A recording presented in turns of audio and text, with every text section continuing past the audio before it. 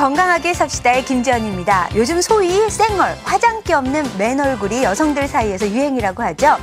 밤을 많이 새도 그리고 또 관리하지 않아도 쌩얼 미인은 역시 타고나야 돼 라고 생각하시는 분들 포기하지 마십시오. 쌩얼 미인이 되는 방법을 알려드리도록 하겠습니다.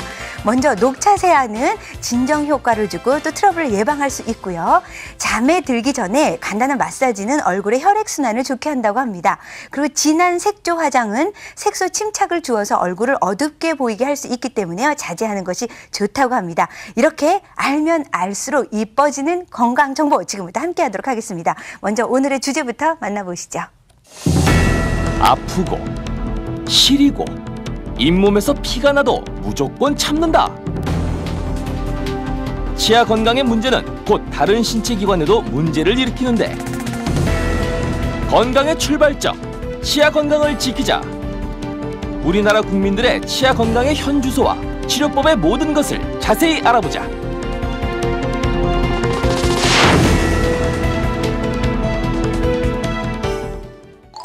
우리 몸의 건강의 시작점, 바로 치아 건강이 아닌가 싶습니다. 우리가요, 눈에 보이고 또 보이는 건강의 아름다움은 챙기는 반면 이렇게 눈에 보이지 않는 건강과 아름다움은 잘 챙기지 못하게 되는데요. 그래서 치아 건강도 소홀히 하는 게 아닌가라는 생각이 듭니다. 차물린 3번이면 살인도 면한다고 하는데요. 하지만 치아 건강에 있어서 참는 걸 3번 이상 하게 되면요, 충치가 아니라 이제는 발치까지도 하게 된다는 거 잊지 마셔야겠습니다.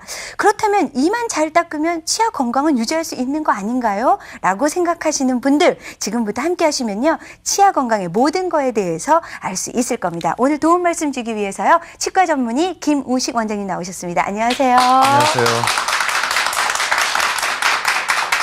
네, 원장님, 제가 시작할 때도 말씀드렸지만 이만 잘 닦으면 치아 건강 유지될 수 있는 거 아닌가 생각하시는 분들 많으실 거예요. 근데 사실 저도 이 잘 닦거든요. 그런데도 불구하고 많습니다. 네.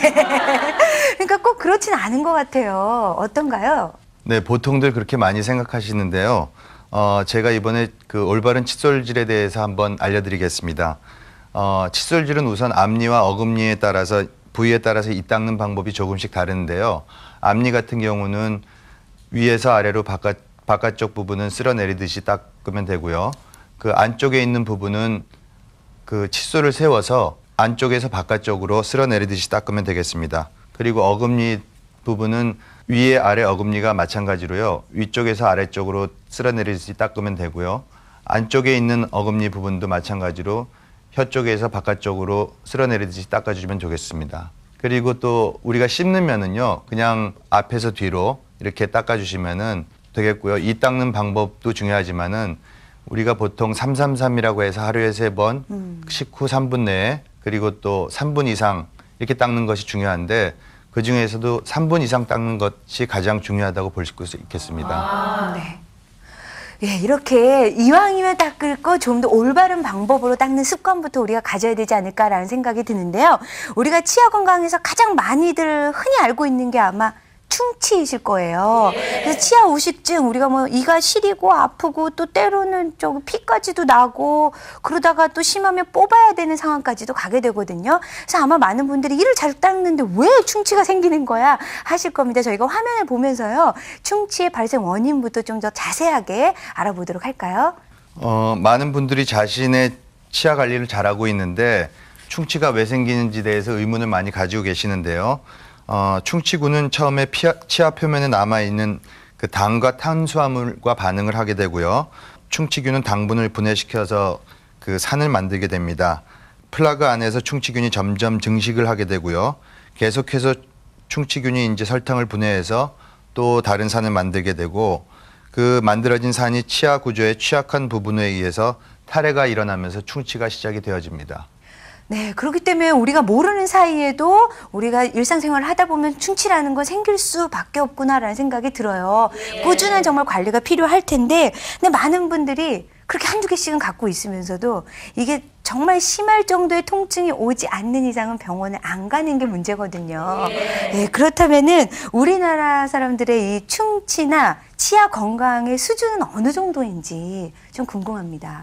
예, 그 우리나라 사람들의 치아 건강이나 그런 관심도 같은 경우는 선진국 비하면 아직 좋은 편은 아니라고 볼 수 있습니다.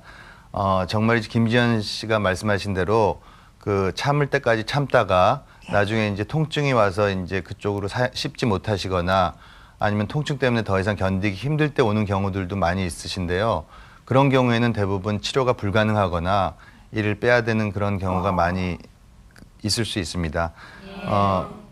본인 자체가 통증을 느낄 정도로 온다면은 그때는 신경까지 손상된 상태라고 보면 되고요. 그렇게 되면은 신경 치료를 필수적으로 받으셔야 됩니다. 와, 아파서 못 참을 상황이다 하면 벌써 늦은 거네요. 근데 신경치료 말씀해 주셨어요. 많은 분들이 신경치료하면 진짜 겁부터 내셨던 분들 저 주위에서 많이 봤거든요. 그렇다면 신경치료는 어떻게 이루어지는지 저희가 화면을 통해서 좀 자세히 설명을 좀 부탁드리겠습니다. 네. 신경치료는 우선 충치가 치아 내부에 있는 신경까지 침범했을 경우에 신경은 한번 감염이 되면은 재생이나 치유가 되지 않기 때문에 감염된 신경을 긁어내는 것부터 시작을 하고요. 충치를 이제 제거하고 뿌리 쪽에 있는 신경을 노출을 시켜서 염증이 생긴 신경 조직을 먼저 제거를 하게 됩니다. 그 다음에는 신경을 깨끗이 제거하기 위해서 정확한 길이를 측정해야 되는데요. 이 과정에서는 근관장 측정기나 아니면은 엑스레이를 찍어서 측정을 하게 되고요. 그렇게 길이가 정해지면은 신경치료 기구들을 이용해서 치아 뿌리 내부에 근관을 형성을 하게 됩니다. 치아 뿌리를 적절한 이제 치료제로 채우고요. 그 다음에 윗부분을 영구적인 재료로 떼운 다음에 크라운을 씌우는 걸로 치료를 마무리 짓게 되겠습니다. 근데 신경치료는 주의해야 할 점도 있을 것 같아요. 어떤가요? 치료 후에. 네, 신경치료가 이제 끝이 아니고요. 그 다음에 관리나 이제 본인의 주의가 절실히 요구되는 치료인데요. 과거에 신경치료가 개발되기 전까지는 치아 신경이 손상을 받으면은 그 다음에는 치아를 필수적으로 발치를 했어야 되기 때문에 신경치료는 어떻게 보면은 치아 발치 직전 단계라고 볼 수가 있는데요. 그렇기 때문에 크라운을 씌운 다음에도 너무 딱딱한 음식은 피하시는 게 좋고 지속적으로 치과에서 검진을 받아서 관리를 하시면은 비교적 오래 유지할 수 있습니다. 네. 네, 누구나 찾아올 수 있는 충치. 하지만 방치하게 되면은요, 이렇게 신경치료뿐만 아니라 발치까지 하게 되는 경우도 많다고 합니다. 그래서요, 저희가 그분들의 고통을 좀 들어봤거든요. 화면으로 만나보시죠. 한 20년 전부터 풍치가 심해서 고생을 많이 했습니다. 그래서 풍치 심한 부분을 그때는 발치만 했습니다. 발치를 하고 나서 다른 의치를 중간중간에 하다가 풍치가 너무 심해가지고 발치를 많이 했습니다. 그래서 의치로서는 도저히 불가능해서 할 수 없이 젊은 나이에 털리를 하게 되었습니다. 근데 털리를 하고 나서 그 이후에 털리 부분은 고체로서 고정되어 있고 잇몸은 자꾸 변하고 자라거나 줄어들기 때문에 항상 맞질 않아서 6개월에 한 번 이상씩 병원에 가서 그걸 교정을 하고 했는데 털리 부분을 교정을 하면 괜찮은데 반대편인 살아있는 이빨까지 교정을 해서 많은 불편을 느꼈습니다. 한 3년 전쯤에 치아 안쪽에서 충치가 많이 생겨가지고 식사를 하다가 치아가 그냥 쑥 빠지는 현상이 생겼어요. 그 뒤로 신경치료를 했는데 제가 이제 사회생활을 하면서 몸이 좀 많이 약해져가지고 면역이 많이 떨어졌을 때 신경 처리하고 안에 염증이 급성으로 변하는 바람에 치아를 빼내야 하는 상황이 왔었습니다. 음식을 씹을 때 왼쪽으로 씹을 수 없고 오른쪽으로만 씹어야 되는 그런 불편함도 있었고요. 그러다 보니까 턱에 좀 무리가 가는 것도 있었고 또 턱 모양이 얼굴 선이 약간 바뀌는 현상이 나타나더라고요. 그리고 제가 항공사 직원으로 일을 하는데요. 기내에서도 편안한 미소로 손님들을 접대하기에는 좀 불편한 점이 많았습니다. 네, 그렇네요. 사실 이가 발치가 되면 이가 없으니까 진짜 턱에도 무리를 주지 않을까라는 생각이 진짜 환자를 보니까 느낄 수가 있을 것 같습니다. 그렇다면 발치가 됐다. 이가 없으면 잇몸으로 살지 이런 이야기가 있지만 아유 사실 그게 생활이 정말 불편하지 않을까라는 생각이 들거든요. 발치가 됐다. 그럼 어떤 치료 방법이 있는 건가요?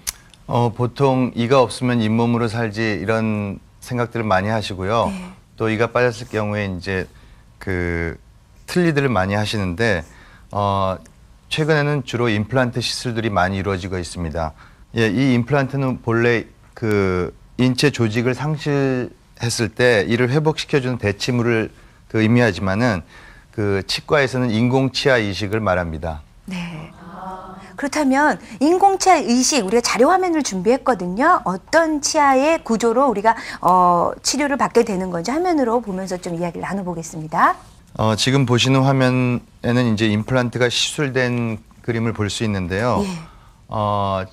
저희 이제 가운데 있는 금속으로 되어 있는 게 이제 인공치아 뿌리인 임플란트고 인공치아 뿌리를 이제 뼛속에 심은 다음에 그 위에 이제 치아 형태의 의치를 이제 해놓는 거가 되겠습니다. 과거에 저런 방법이 개발되기 전에는 앞뒤에 있는 치아들을 갈아서 세 개의 치아를 씌우는 브릿지라는 치료를 했는데 임플란트는 저렇게 앞뒤에 있는 치아에는 전혀 손상을 주지 않고 치아가 빠진 자리에 뼛속에다가 임플란트를 심어서 하기 때문에 훨씬 더 보존적인 방법이라고 볼 수 있습니다. 예. 그러니까 아예 뿌리부터 인공치아가 들어가 있다 이렇게 볼 수가 있을 것 같은데요. 임플란트 시술 그렇다면은 이가 없는 분들은 누구나 다 할 수 있는 건지 그것도 궁금하거든요. 예, 그렇습니다. 임플란트의 대상자를 보면은 심한 충치나 또 심한 잇몸 질환으로 치아를 상실한 경우에 임플란트를 할 수가 있고요. 또 사고로 인해서 치아를 부득이하게 빼야 될 경우, 기존에 이제 부분 틀니나 전체 틀니를 하신 분들 중에서 틀니가 잘 맞지 않아서 통증이 오거나 이제 불편하신 경우, 또 기존에 치아가 없어서 앞뒤에 있는 치아를 갈아서 브릿지를 하는 경우, 또 치아가 손상되어 있는데 치아 구조적으로 브릿지가 불가능한 경우에는 임플란트 대상이 되고 있습니다. 근데 우리가 사진에서도 봤지만요. 일단은 철심이 잇몸 안에 들어가 있는 거다 보니까 살을 찢는 아픔을 겪느니 나 그냥 이 없이 불편하고 아프게 살겠어. 이렇게 생각하시는 분들도 좀 있으실 것 같거든요. 예, 이가 없으면 잇몸으로 살지 하는 말이 있는데 이거는 현실적인 말은 못 되고요. 이가 없게 되거나 이를 상실했을 경우에는 빨리 치료를 받는 게 중요합니다. 이가 없이 생활을 하다 보면은 우리가 소화기관이나 또 배설기관 같은 기관들도 기능을 정상적으로 못하게 되기 때문에 우리 몸에서 충분한 영양 섭취를 못 이루기 때문에 전신 건강에까지 적신호를 울릴 수가 있습니다. 임플란트의 필요성에는 여러 가지가 있겠지만은 그 중에서도 치아를 발치하고 나면은 잇몸은 계속해서 이제 흡수가 일어나는데 임플란트를 심어서 임플란트가 기능을 하게 되면은 치아가 심어져 있는 뼈들이 이 조직이 아직 기능을 하는 조직이구나 이렇게 판단을 하기 때문에 흡수가 이제 많이 줄어들게 되고요. 그다음에 잇몸 흡수가 되면은 근육도 수축되어 뺨이 들어가 보이는 경우도 나타나게 되겠고요. 또 임플란트 필요성 중에서 가장 중요한 것 중에 하나가 임플란트를 함으로써 건강한 주변 치아를 삭제하지 않아도 된다는 점이 있습니다. 그리고 또 임플란트의 필요성 중에 하나를 보면은 원래 자기 치아와 같은 저장력을 가질 수가 있고요. 또한 자연 치아와 같은 형태가 가능하고 또 식립 후 잇몸이 자연 치아와 같이 서서히 흡수되는 생리적인 현상을 나타나게 되겠습니다. 기존의 브릿지로는 잇몸의 흡수 현상을 막지 못하는 데 반해서 임플란트로는 그런 것들을 막을 수가 있기 때문에